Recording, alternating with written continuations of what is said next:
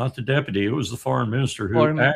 yeah, he actually said the problem in the region is not Iran. The problem is Israel. For the first time out of an Arab's mouth came the truth. The problem is Israel. I wish more people had been listening, particularly in his own vicinity, but also globally. The problem is Israel.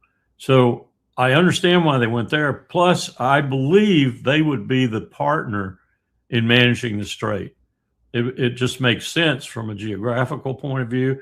It also makes sense. Well, the other countries that have a dog in the fight, a portion of the Persian Gulf on the western side, they would have a dog in the fight too. But I think Oman is the principal country here, because if you look at that strait right at its most critical point, that's Oman, and this is Iran.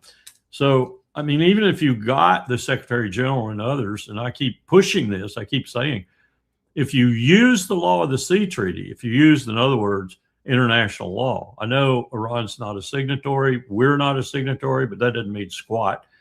90% of the world virtually is a signatory. If you want to reinforce international law, here's a great place to start doing it.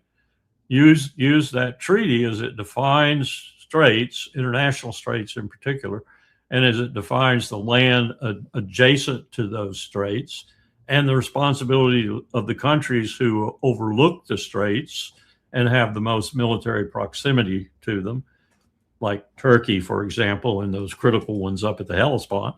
Then you've got real weight behind what you're doing. And you could use this to, even though they're not signatories, we in Iran aren't signatories, you could use this to resurrect some